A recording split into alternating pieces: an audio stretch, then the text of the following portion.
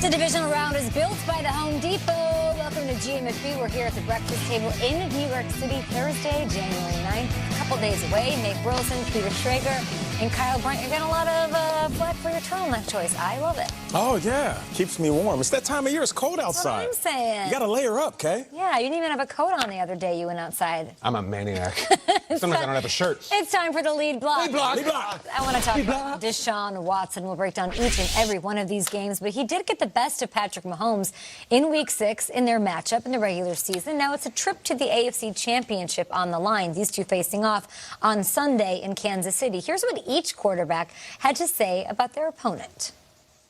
You've watched Deshaun since college, and I'm sure even since high school. They're never out of a game. I mean, he's someone that can make big plays happen no matter what the scenario is, and he's going to fight until the end. And so you know that going into the game, so you know that coming in as an offense and as a defense and as a team, you have to make sure that you're on top of it all game long. I mean, it's cool. It's cool to see a fellow friend of mine and a guy that's playing the same position as me have so much success and sit in live action. So it's definitely dope. It's going to be a good experience. Like you said, we played earlier this year. It was a good game. Went back and forth. Yeah, I mean, it's just two good teams going head to head, and we're just trying to be the best we can for our team and help our team win.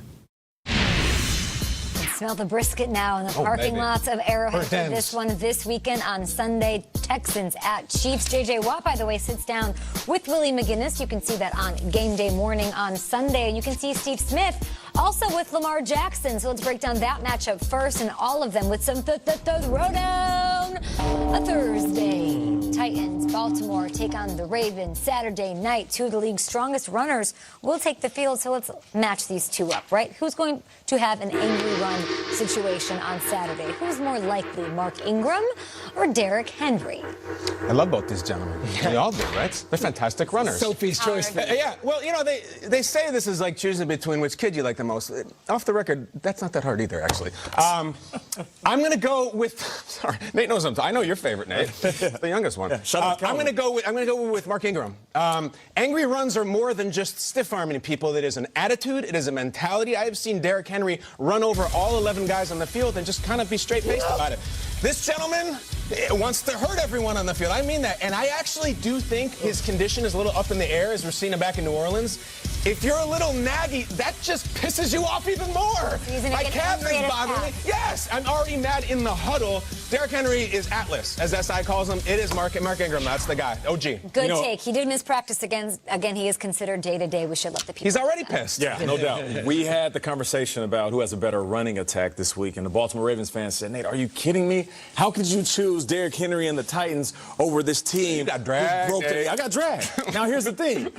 Before the topic was posed, I said, if Mark Ingram isn't healthy, then I'm going to go with Derrick Henry. Wonder what that's and I still say, if I hear what you're saying, if he's slightly banged up, he's going to run angry. Yeah. But if that calf is bothering him, he's not the same dude. I don't care what anybody say. He is that much of a difference maker. Just look at what happened with Kamara this year. So I'm going to go with Derrick Henry. I feel like Derrick Henry has caught a rhythm right now. He has. And more importantly, there has been this jolt of confidence that is running through his body. I think he realizes, it's like me playing with little kids. And that's how he's treating grown men that are getting paid millions of dollars to stop them. You know what kind of confidence you get when you're playing? Weren't you at your kid's school yesterday? Oh, yeah, I was handing out pizza. Okay, you're handing out pizza. Yeah. What if you started handing out stiff arms? They couldn't stop you. They got incarcerated. That's what Derrick, he should be arrested for some of the stuff that he's doing. I feel like Derrick Henry finally realized, I'm bigger, faster, stronger than everybody. Okay, quickly, let's talk about Mark Ingram, because that injury happened way back before Christmas on December 22nd. Harbaugh last week said he expects him to be back practicing in full. When the injury happened, there was a lot of talk about he's got 20-something days to recover. Are you really concerned about Mark Ingram in this one because he did not practice? All I said was the way he went down, it looked like he'll be banged up, and I'm not sure he's going to be 100%. We thought he'd be practicing this week. Turns out he's not practicing this week. I'm just telling you what it looks like. My initial thought was he's not going to be good for the playoffs. And, you start wondering, was there a setback? Because he was on target and he said to the media, I'm playing, and now he's not practicing. Those lower leg injuries are very tricky. Big. I'll be quick with this. These two are not the answer. We're doing angry runs. George Kittle was the angry run king this year. George Kittle will have the angriest run of the weekend. We can go on to the next. Off the board, Peter. Wow. Going road. The other game on Saturday is the Vikings. They head to San Francisco to take on the Niners. Adam Thielen just joined our show. Stay tuned for the re-air for that one. Who will have a greater impact on the game? Kirk Cousins or the Niners defense? If you're watching the game, just start counting who gets more cutaways after the plays. Do they go back to Cousins' face, or do they go to Robert Saleh on the sideline? That's the unofficial score, the D coordinator for the Niners, and I think that the bigger impact will be for Cousins. I think this is going to be high scoring. I do. I believe in the momentum. I believe in the offense. I think Cousins is going to have big numbers in this game. I do. I feel like it's going to be the 49ers defense, and it could be they're getting after Kirk Cousins, and they're celebrating. Bosa's sliding all over the place, flexing his muscles. But the reason I also say that who's going to have a greater impact is going to be the 49ers defense, because if they don't get to Cousins, just listen to me when I say this, if they don't get QB hits or sacks by the first half and Kirk Cousins goes into the third quarter after having a clean pocket and not being touched, they're going to be blaming this defense for not winning this game. You got to get to Kirk Cousins in order to win this. And if they don't, the Vikings will run away with this. Let me give you a bunch of names here. Go. Bosa, Armstead, we can go Sherman. 3 names that matter right now. Quan Alexander, Jaquiski Tartt, and Dee Ford. Yep. And they're all back. They'd been injured all week. They hadn't played in weeks. All back. Niners defense foaming at the mouth to get back on the field and foaming at the mouth to get to Kirk Cousins. I'm going Niners defense big on this one. They had all 53 practice this week. That is unheard of. It's scary. I feel like for the playoffs, it's super scary. So let me ask you this quickly, because we've got a little time before we do our last one here. If Kirk Cousins goes on the road and takes down on the road in the divisional round, a team that is playing at full capacity and very stout all year long, are we going from comparing him to like a guy who can win a big game to having a conversation of where do we put him among the best quarterbacks in the league right now?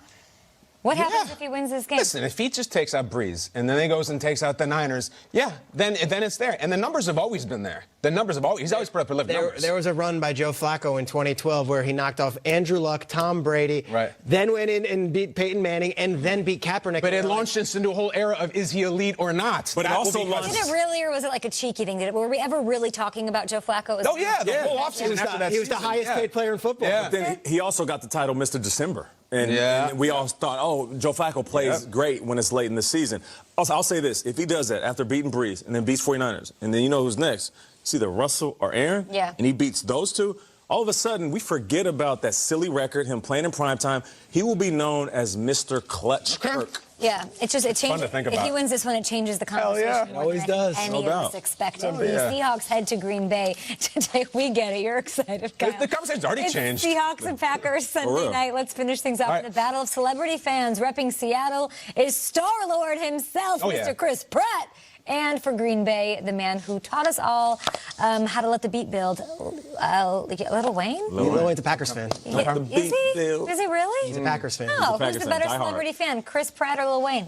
For New Orleans, too. Lil Wayne, as far as I always see, always appearing on some other shows, specifically, shows where 2 pro wrestlers do 20-minute monologues about what if the Cowboys married LeBron. So I'm gonna go with Pratt. I like Star-Lord. He does a great chemistry with Chris Hemsworth in Endgame. It's very funny. I'm gonna go with Pratt. What you talking about, Skip? Well, I don't know. I'm talking about Endgame. What you talking about? Endgame. Oh, my God, Nate. Shannon, I love you.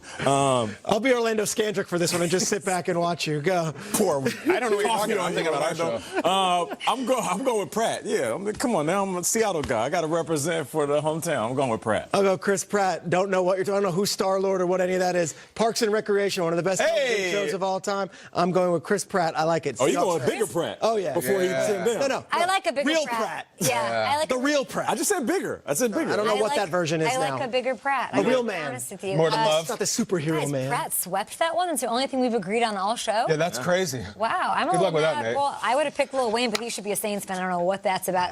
Up next on Good Morning Football, Titans are trying to spoil Lamar Jackson's MVP season. Lamar Jackson sits down with our Steve Smith. I am here for that interview. We'll show it to you this week, leading up on our game day coverage. There he is. Yeah, new coach in Carolina, Tiffany Blackman, got an exclusive interview with Matt Rule. We'll bring it to you next.